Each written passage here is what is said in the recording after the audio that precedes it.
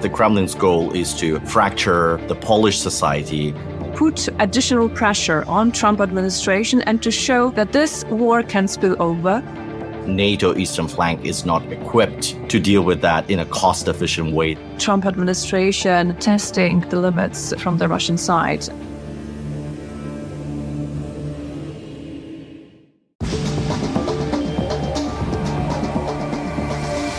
Welcome to the Carnegie Politica podcast. I'm Alex Gabuev, director of Carnegie Russia Eurasia Center in Berlin. Today's episode is dedicated to the Russian drone threat to the eastern flank of NATO. Over the last couple of weeks, Russia has launched several incursions into NATO airspace by unarmed drones, most notably in Poland, but also in the Nordics and the Baltics. Details are still emerging, but at this point it's clear that there is a method and a message behind this attack. So what is the Kremlin trying to achieve, and how will NATO respond? Helping to unpack it, I'm joined today by Justyna Gotkowska, Deputy Director of OSW, or Center for Eastern Studies in Warsaw. Justyna leads the Security and Defense Department of OSW and is an expert on defense policy and military cooperation in Central and Northern Europe. Welcome, Justyna. Hello. Thank you for having me. It's great to have you. So the Russian Federation has last month attacked Poland with drones. We've noticed similar incidents have been happening in the Baltic states and the Nordics. Denmark is very much on everybody's radar. Russian Foreign Minister Sergei Lavrov, of course, has denied any Kremlin's involvement in those incidents. But based on what we know, based what has been disclosed so far by Western government, it's clear that Russia is behind it. And all of these drone incursions are hardly an accident. Rather, it's a coordinated campaign. So my difficulties start when I try to understand it. Help me to, how do you interpret that? Like, what is the Kremlin's goal here?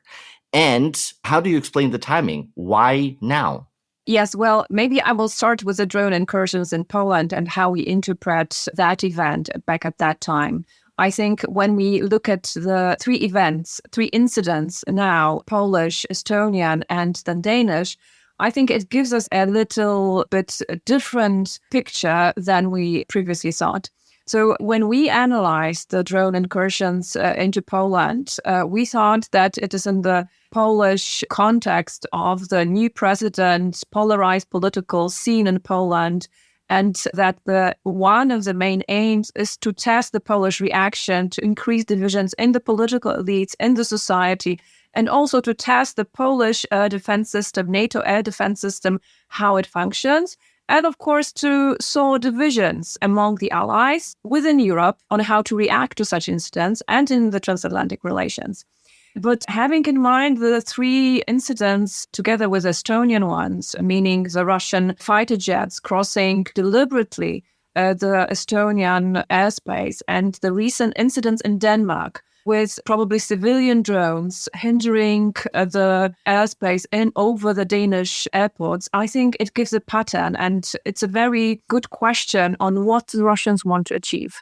And after a more thoughtful analysis, I think the Russians see a new context. First, the domestic one and foreign policy. With the foreign policy context, it's clear that with the new Trump administration, even if it now is aiming to put more pressure on Russia by encouraging countries in Europe, India, China, not to buy Russian oil and gas, this Trump administration is disengaging from Europe politically and militarily. And it is clear, they sent open statements that they don't want to be engaged into a conflict crisis in Europe, and they put the responsibility for reaction to such crisis to Europeans. And hence, this fear of Trump administration to be drawn into the war, I think, is inducive for Putin, for Moscow, to put additional pressure on Trump administration and to show that this war can spill over, that this war can spill over to NATO European countries, and that the US can be involved and engage in the crisis if it does not put additional pressure on Ukraine to end this war. And I think what we are seeing in Ukraine, the increased drone and missile attacks on Ukraine, have the same aim, but towards both the Ukrainian population and elites and the US to show that Russia is mighty, is willing to escalate, and this is the time to negotiate. This is the time to put pressure on Ukraine. So this is, in my opinion, the foreign policy context seen from Moscow. But I think the other issue is the domestic one is also important. We have seen economic data coming from Moscow. We have seen data concerning diminishing of the military budget. And it is, of course, difficult to analyze from the outside the true state of the Russian economy and the ability of Russia to maintain the war effort. And I think Moscow might see that the window for winning this war is closing. And in terms of economic ability to sustain military operation, war in Ukraine. And hence, this is the time it would like to end this war, and it sees possibly favorable conditions vis-a-vis Trump administration. And hence, additional pressure applied on Ukraine, additional pressure applied on European NATO allies in order to lead to negotiations that would be in favor of the Russian positions. Before we continue, I would remind everybody that we would appreciate if you hit the subscribe button on whatever platform you're using to receive your podcasts. Okay, do we have any polling data already in Poland on how people react? So if the Kremlin's goal is to fracture the Polish society, is it actually working? Is there a segment of the population that says, oh no, maybe we should be disengaged and make peace with the Russians and let Ukrainians figure it out themselves? I think you have a differentiated picture in Poland because, of course, the aim of Moscow, at least for our society, concentrate on our own security in order not to further help and sustain the military support for Ukraine, military and political support. I don't think it's working with the political elites. I think that political elites reacted quite united in Poland. So Moscow did not achieve to solve political divisions. Of course, we had, after a week or two after the incidents, we had discussions about a reaction, whether this or that reaction was good and necessary, and we had some political infighting.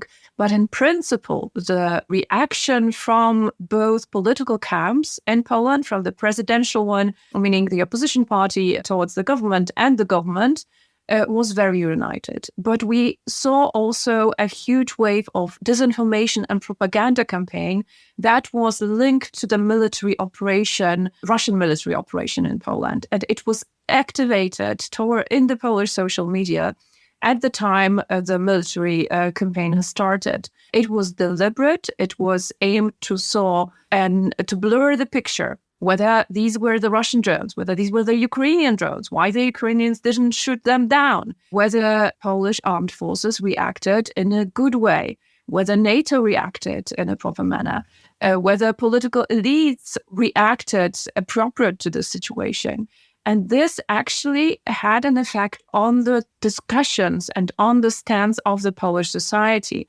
And we have seen that propaganda and disinformation campaign coming from Russia also work in Poland. We thought previously that we are sort of immune towards Russian disinformation. Yes, we are in terms, it's difficult to support pro-Russian moods in Poland, but it's increasingly possible for the Russian to increase anti-Ukrainian moods, to blur the analysis of what has happened, to question the actions that the Polish government and the Polish armed forces and NATO and the allies are taking.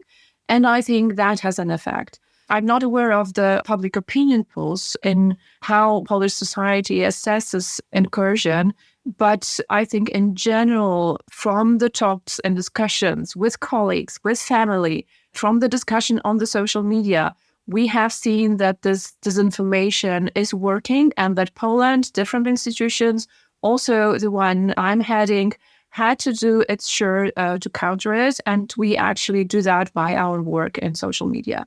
All right. What about the practical lessons learned? I saw that Foreign Minister of Poland, Radek Sikorski, has discussed in the UN context that, probably shooting down these drones that are worthy $20,000, $30,000 US with munitions that are much costlier is not the best allocation of resources, and NATO eastern flank is not equipped to deal with that in a cost-efficient way that Ukraine is handling this problem, because Ukraine has been living with that over the last 3+ years. And there's probably lessons and technological know-hows to be imported for Ukraine to protect the eastern flank of NATO. So what's the discussion right now in the Polish strategic community? I think the consideration is that Polish armed forces and NATO in general reacted in a good manner, having in mind the instruments, the measures, the capabilities we have right now to counter such drone attacks coming from Russia. I think what is important is that all drones were more or less well detected, and this is due to a cooperation between Polish armed forces and NATO assets, AWACS planes, radars that were stationed in southeastern Poland, connected to as part of the Patriot batteries coming from Germany, Polish assets. So this was a well-organized detection campaign from the Polish side, due to the fact that we have had problems with detecting Russian drones and missiles in the past 3 years. So we have learned, and I think this situation, this incursion showed that Polish armed forces have done their lessons, and in terms of detection, in terms of reaction, in terms of cooperation with the allies. But of course, we have questions coming up, whether it is cost effective to shoot down Russian drones with missiles. And of course, with regard to armed drones, this is, I would say, justified. But on some occasions, the Ukrainians are using also air-to-air missiles to shoot down Russian drones. But of course, the Ukrainians have many other systems that create a multi-layered, multi-spectrum counter-drone system. And this is what we should aim for. Poland and in general NATO allies, as we see in Denmark, which is totally helpless towards the Russian civilian drones right now and has tremendous problems in reacting, that we need to invest additionally in electronic warfare systems and anti-drone systems, meaning also drones against drones, that we need to invest more in detection of drones. But the problem is that we have a very long border. We have a border not only with Ukraine, but we have also a border with Belarus. And it's worth knowing that these drones came through the Belarusian territory. So will be a huge effort for the Polish armed forces to place along Polish-Belarusian and Polish-Ukrainian border, first radars to detect the drones, second electronic warfare systems, anti-drone war systems. And that will be very costly and possibly will equal the efforts that the Polish armed forces are right now achieving with shooting down and using the Air Force assets. So this is an issue that is under discussion in Poland, that is under discussion in NATO and in the EU. And I think we will need to find a way to construct a more cost-effective, more complicated or comprehensive system with many different under-systems to counter such threats.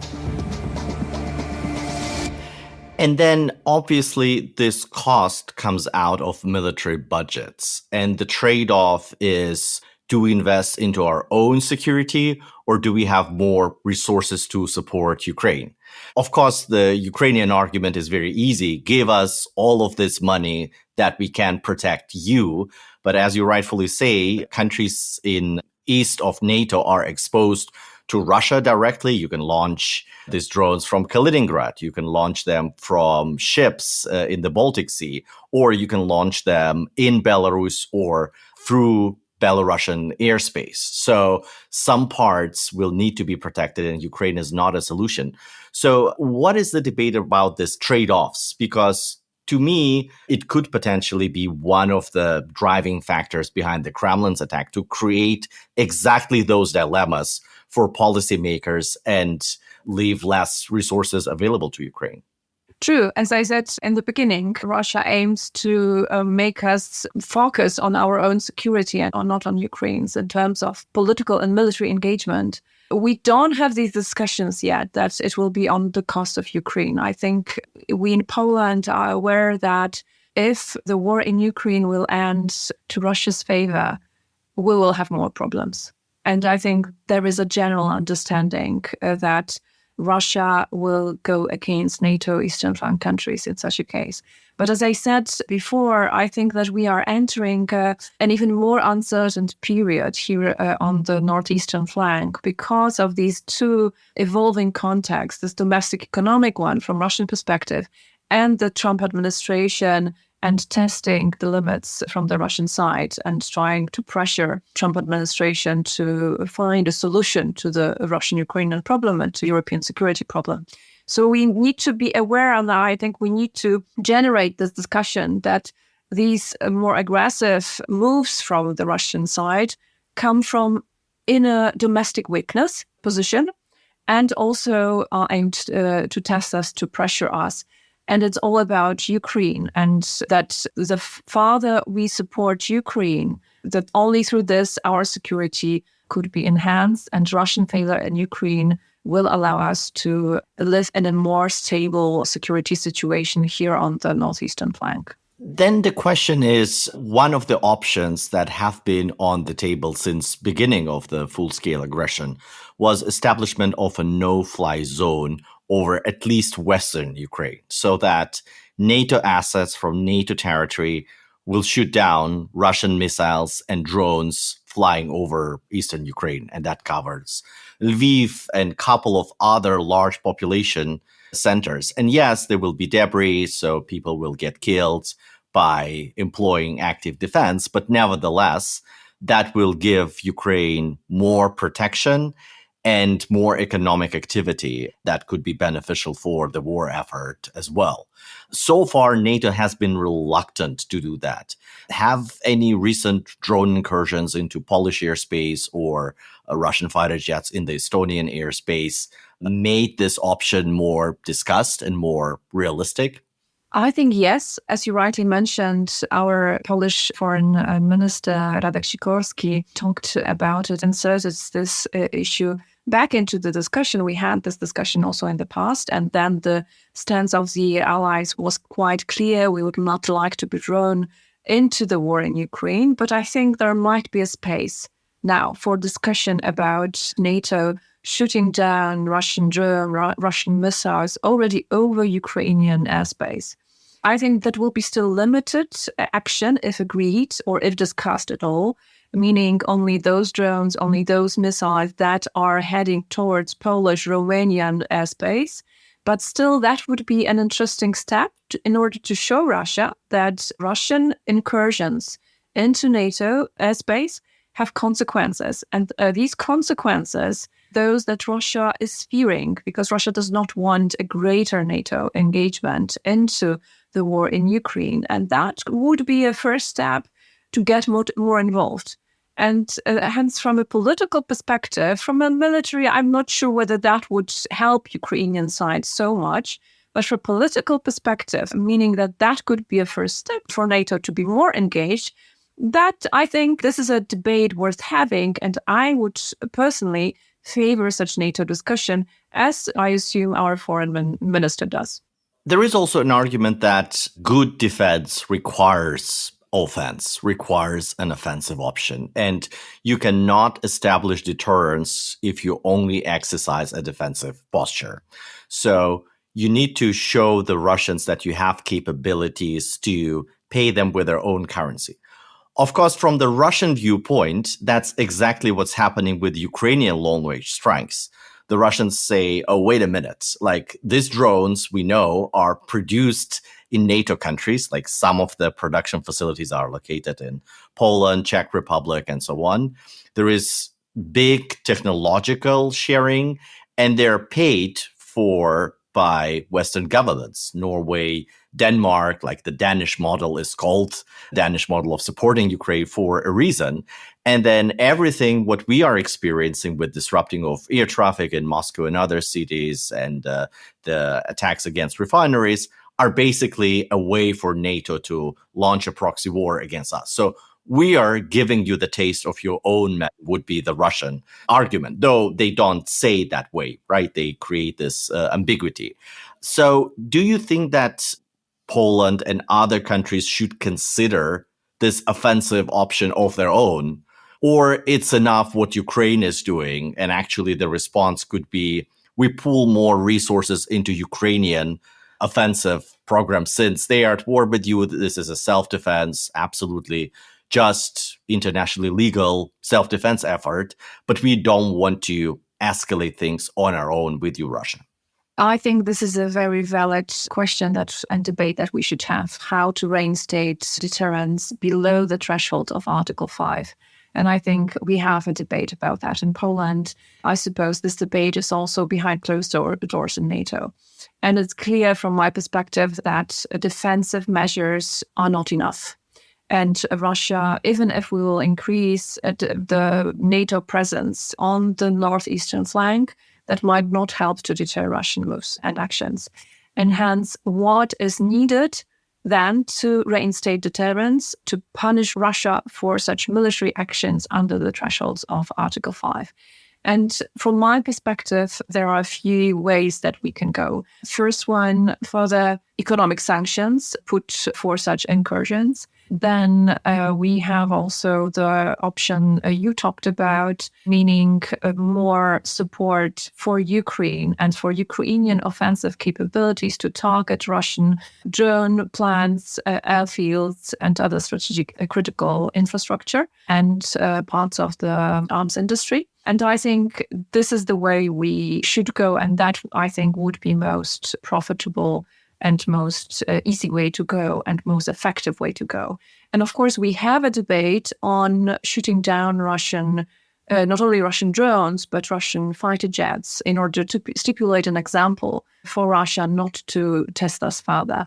And this one, I think, is a tricky one because it causes controversies in the alliance about whether this is appropriate to shoot down Russian jets if there is an incursion, but without an aggressive offensive goals that the Russians are pursuing. So Russia, I think, might use these debates in order to stage some provocations and then try to provoke some countries to go offensive this way, but on the border of what could be justifiable. And then in order to start a debate in NATO whether this was a right move or not from a NATO ally. I fear such scenarios that can happen when there will be a country that will go offensive way and will shoot down Russian fighter jets, manned fighter jets, and not only drones, with some incursions on the fringe, on the borders of the national airspace. But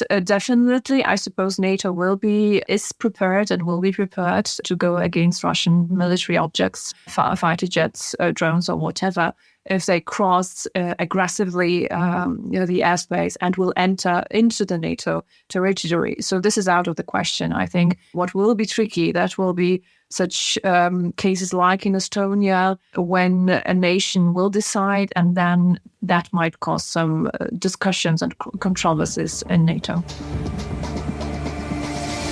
Final question. There is a lot of talk about security guarantees, and we know that some governments inside NATO spend a lot of bandwidth on thinking what this security guarantees for Ukraine could look like. One of the pillars advocated by France and President Macron is an early enthusiast of this option, and increasingly supported by UK, is put a deterrence force or stabilization force or whatever, like NATO soldiers, boots on the ground inside Ukraine, once there is a ceasefire or a durable peace deal as part of the deterrence.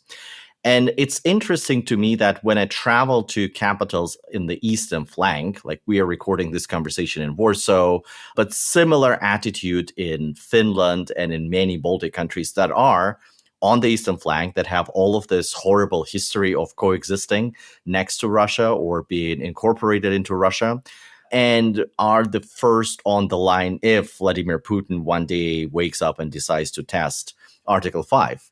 So these countries are the most skeptical about sending their boots. All the time I'm speaking to your senior military commanders, they say, not the Poles. We need them here on our territory. So Can you walk me through the Polish dimension of this debate? Why Poland is a staunch supporter of Ukraine and has done a lot and probably much more than many other members of the alliance, but nevertheless, sending troops there seems to be a no-go zone, even if a durable peace is achieved at some point. Yes, you rightly mentioned the Polish position of this government, of the former government. I think there is a cross-party agreement on this that we will not take part with boots on the ground in a possible stabilization operation in Ukraine. So Poland is prepared to play a huge logistical role in this operation, which will be also a tremendous effort for the Polish armed forces. But why Poland has assumed this stance? First, I think that even if with the end of the war in Ukraine, if that would end, for example, this year, Russia will stay as it is. Russia will stay an aggressive country that will be willing to further, with any measures possible, undermine the peace in Ukraine. With hybrid measure, will try to influence Ukrainian politics and will be further military hostile to NATO and to NATO Eastern Flank countries. And since we have a long border with Belarus, with Ukraine, and with Kaliningrad Oblast, we need to make Eastern Flank, together with Baltic states, with Finland, equally secure as Ukraine is. And for this, we need military presence of our own armed forces and of our allies. And since the US will probably reduce its military presence in Europe, also possibly on the Eastern Flank, it will be very difficult for the Western allies to fill in these gaps, at the same time conducting or being engaged in a stabilization operation in Ukraine that will be possibly without direct US engagement. So we will be faced a very difficult situation because the armed forces, the military in Europe have quite limited capabilities. Militaries in Europe are rebuilding, are growing, but we are more or less at a starting point. And this also applies to Poland. We aim to spend 5% of GDP for defense. We have started a huge modernization program after 2022, at the time also giving a lot of equipment from the military active operational units to Ukraine, which means that Polish armed forces will be growing gradually with time. And we still are lacking some capabilities. We are still increasing our armed forces, and hence we will not be able to be secure both national territory and be present in Ukraine. You need also to remember that Poland is very much involved the Polish military is much involved in the securing the Polish-Belarusian border, because we have a problem since autumn 2021, meaning pre-invasion time, with illegal migration steered from Moscow and from Minsk, migrants from Middle East or Central Asia being brought to Belarus and pushed through the Green Border to Poland and going further to Germany. So the Polish military is very much involved in this operation, is very much involved in securing and cooperating with our Baltic and Nordic country allies, and hence doing the logistical effort of supporting military deliveries to Ukraine, of supporting a possible stabilization operation for Ukraine. I think that would be something that would already be a huge effort for the Polish armed forces. And hence, this is the consideration from the military perspective, that a substantial engagement with boots on the ground in Ukraine in such a situation will simply be impossible. Thank you so much, Justyna. That's very enlightening and comprehensive. I was very happy to have you. Thank you so much. And don't forget to leave us your opinion, your feedback in the comment section. Also, still hit the subscribe button on whatever platform you're using to receive your podcast. And we will be back in 2 weeks.